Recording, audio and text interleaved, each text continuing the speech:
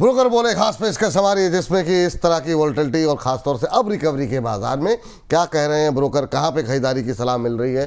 चलते हैं सीधे हर्ष के पास। हर्ष, आज के कार्यक्रम की शुरुआत किस शेयर से करना चाहेंगे? सेगमेंट की शुरुआत संवर्धन मदरसन के से हम लोग शुरुआत करते हैं। शुरुआत इसलिए क्योंकि कंपनी जो है एक बड़ा एक्विजिशन करने जा रही है, काफ़ी इंपॉर्टेंट हो जाता है और इसमें न्यूमरा की रिपोर्ट आई है, खरीदारी की सलाह दी और 125 रुपये का इन्होंने टारगेट दिया। देखिए, जो जर्मनी की कंपनी यहाँ पे नेक्सेंस ऑटो इलेक्ट्रिक का जो वायरिंग और हार्नेस जो पूरा बिजनेस है, इसको कंपनी जो है वो खरीदने जा रही है यहाँ पर। और ये जो है ग्लोबल पैसेंजर व्हीकल के लिहाज से कंपनी के लिए काफ़ी इंपॉर्टेंट ट्रिगर हो सकता है। यहाँ पे एक सेगमेंट में जो है एंट्री मिलती हुई दिख सकती है। इसके अलावा यहाँ पर आप देखिए, न्यूमरा ने ये भी कहा कि ये डील जो है कंपनी की तरफ से विन विन सिचुएशन के तौर पे देखने को मिल सकती है। अर्निंग पर शेयर जो है उसके लिए जो है काफ़ी फायदेमंद हो सकती है।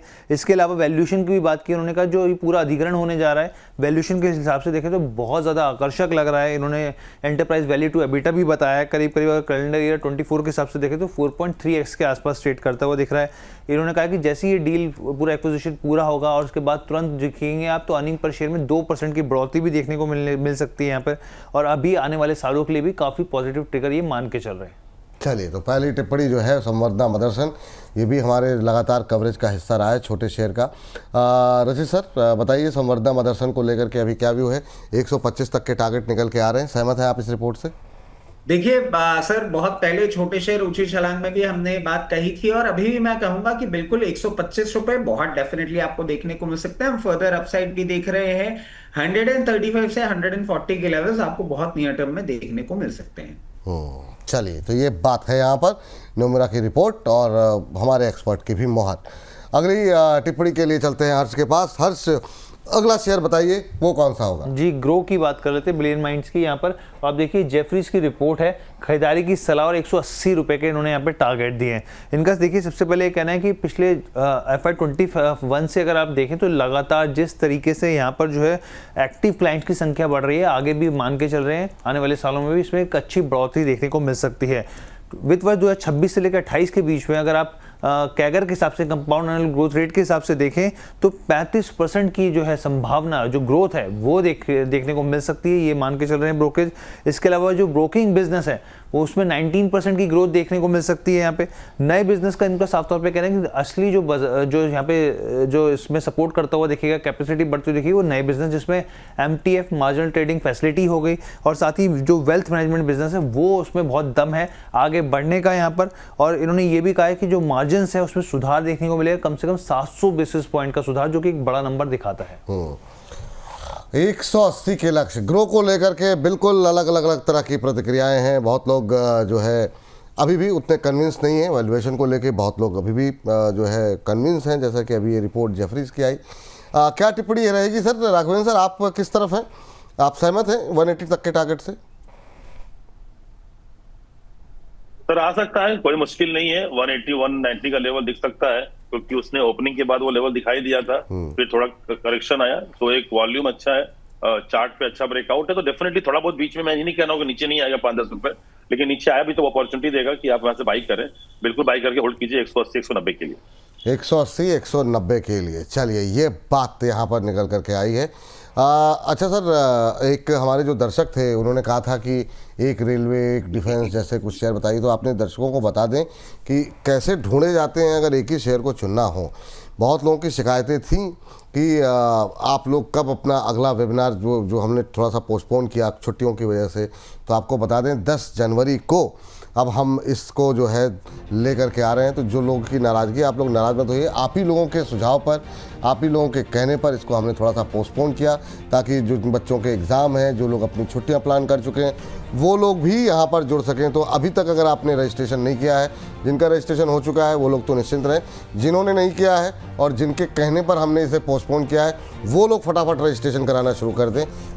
तो ये जो है आप लोगों से निवेदन है कि ये अब हम 10 जनवरी को कर रहे हैं, तो अपनी जो है जो भी आपकी पहले से प्री डिसाइडेड कार्यक्रम है उसको आप लोग एडजस्ट कीजिए और 10 तारीख को हमारे साथ सुबह 11 बजे से जुड़िए। तो आप लोगों की जो थोड़े लोगों की नाराज़गी थी, उम्मीद करते हैं कि इससे डेट अनाउंसमेंट के साथ वो दूर होगी। रजी सर, कोई टिप्पणी छोटी आपकी? Sir, clear case idea, clear case Jupiter wagon, बहुत ट्रोल किया, अब आपको रिजल्ट्स देखने को मिल रहे हैं। तो कैसे करते हैं ये एनालिसिस, क्या होते हैं इनके पीछे के रीजंस, और कैसे छोटे शेयर ऊंची छलांग में जब हमने बात करी थी तो आपको मंडे के मूवमेंट्स और आगे के मूवमेंट्स बता दिए थे। बहुत बेसिक होते हैं उनके पीछे के कारण, कोई बहुत डिफिकल्टी नहीं होती है एनालिसिस करने में। वो बेसिक कारण अगर आप जानते हैं तो आपको एक दिशा दशा मिल सकती है, जिससे आप आगे मार्केट समझने में थोड़ा सा इजी हो जाएगा आपके लिए। अगर वो दिशा दशा के पॉइंट्स आप जानना चाहते हैं तो डेफिनेटली आप जुड़े। और बहुत सारे कमेंट्स थे सर कि हाँ अब हम फाइनली ज्वाइन कर पाएंगे। छोटे शेयर ऊंची छलांग में भी जो कमेंट उसमें मैं पढ़ रहा था, तो अब आप लोग को मिल गया है टाइम, डेफिनेटली आप इसमें आगे बढ़े। और अब 10 जनवरी को हम लेकर आ रहे हैं, आप आगे बढ़े और अपने आप को एनरोल करें। हाँ, जल्दी से जल्दी एनरोल कर दिए, क्योंकि आप लोगों की वजह से ही के कारण ही इसको पोस्टपोन किया गया था। और कई लोगों ने जिन्होंने रजिस्ट्रेशन करा लिया था उनकी नाराज़गी भी झेलनी पड़ी है। तो जिन लोगों ने नहीं कराया वो अभी करा लीजिए। चलिए हर्ष के पास चलते हैं अगली कंपनी को जान समझने के लिए। हर्ष, अगली कंपनी का जिक्र बताइए। जी, पाइन लैब्स की बात करते हैं। कुछ समय पहले ही ये आईपीओ आया था और हम लोगों ने कवर किया था। मॉर्गन स्टैनली की रिपोर्ट है, इक्वल वेट की सलाह है, 260 रुपये प्रति शेयर के भाव का इन्होंने लक्ष्य दिया है। सबसे पहले इनका कहना है कि कंपनी धीरे धीरे करके जो एसेट लाइट मॉडल्स हैं उसकी तरफ शिफ्ट कर रही है, यानी कि जो ऑपरेशनल खर्च है वो कम होते हुए दिखेंगे आने वाले समय में। इनका कहना है कि जो यहाँ पर रेवेन्यू ग्रोथ है वो 19% तक बढ़ सकती है FY 25 से लेकर 28 के बीच में। मजबूत पार्टनर नेटवर्क जो है वो काम कर रहा है कंपनी के लिए। साथ ही एक एडवांटेज ये है कि जो फर्स्ट मूवर एडवांटेज है कंपनी का कि सेगमेंट में वो आई है जिस हिसाब से, तो वो एक प्लस पॉइंट हो जाता है यहाँ पे। इसके अलावा इन्होंने कहा है कि जो वैल्यूएशन के हिसाब से देखें तो हल्का सा जो है स्लाइटली सा इनको महंगा दिखता है, लेकिन इसी हिसाब से इन्होंने इक्वल वेट के इसको सलाह दी है। चलिए, पाइन लैब पर ये राय जो है मॉर्गन स्टैनली की। रजनीश सर सहमत हैं इस राय से? 260 का टारगेट दिया गया है, इक्वल वेट की रेटिंग। सर आईपीओ के कवरेज के दौरान भी हमने पॉजिटिव सारे बता दिए थे जो इसमें हमें देखने को मिल रहे थे। डेफिनेटली 260 का टारगेट आपको देखने को मिल सकता है, बट मार्केट वॉलेटिलिटी के चलते अगर थोड़ा बहुत ऊपर नीचे का मूवमेंट करे तो विचलित मत होइएगा। डाउन साइड में हो सकता है आपको 224 के लेवल्स भी देखने को मिल जाए, बट 260 ऑन कार्ड्स बहुत कंफर्टेबली देखने को मिल सकता है। चलिए, ये बात जो है निकल के आई है। अगली टिप्पणी हर्ष से आखिरी काउंटर समझने की कोशिश करते हैं। हर्ष, आज का आखिरी शेयर बताइए किस सेक्टर से जुड़ा है? जी, सेंचुरी प्लाई की बात करते हैं। यहाँ पर प्लाईवुड से जुड़ा देखिए पूरा सेक्टर। यहाँ पर न्यूवामा की रिपोर्ट है, खरीदारी की सलाह 1028 रुपये प्रति शेयर के भाव का यहाँ पर लक्ष्य दिया है। इन्होंने कहा है कि मैनेजमेंट जो है वो काफ़ी ज़्यादा पॉजिटिव है, बुलिश है अपने रेवेन्यू ग्रोथ को लेकर, दूसरी ग्रोथ को लेकर। यहाँ पे 12,000 करोड़ का रेवेन्यू जो है FY 31 तक ये लक्ष्य लेके चल रहा है, जो पॉजिटिव है। इसके अलावा यहाँ पर जो है अगर आप कंपाउंड एनुअल ग्रोथ रेट के हिसाब से देखें तो 18% बढ़ता हुआ दिख सकता है यहाँ पे। और इनका ये भी मानना है कि जो प्लाईवुड बिजनेस है उसमें कंपनी जो है अच्छा खासा निवेश कर रही है, तो आने वाले दिनों में उसका जो असर है, अभी नहीं, शॉर्ट टर्म में नहीं, बल्कि थोड़ा सा मिड टर्म में आप देखें तो उसका असर जो है प्रदर्शन मजबूत तौर पर देखने को मिलेगा। मीडियम डेंसिटी फायर बोर्ड की बात करें यहाँ पर, तो उसमें भी जो है उम्मीद है, क्योंकि जो सेगमेंट था थोड़ा सा इसमें डिप देखने को मिला था, अब वहाँ पे सुधार देखने को मिल रहा है। यहाँ पे लैमिनेट बिजनेस जो है उसमें सुधार देखने को मिल रहा है। पार्टिकल बोर्ड बिजनेस जो है यहाँ पे अगर आप देखें FY 26 के Q3 में, तो ये जो है ब्रेक इवन पर आ सकता है यहाँ पे। और शेयर जो है अभी ट्रेड जो कर रहा है FY 28 के हिसाब से, अर्निंग पर शेयर के हिसाब से देखें तो 31x पर ट्रेड करता हुआ दिख रहा है। चलिए, ये बात है सेंचुरी प्लाई को लेकर के।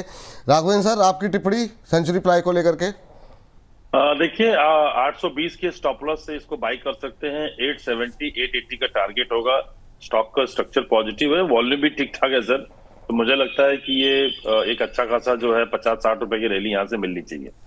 चलिए, तो ये बात सेंचुरी प्लाई को लेकर के निकल करके आई है। और जो है इन सब के बीच अब इस सेगमेंट को समाप्त करने की भी बारी आ रही है।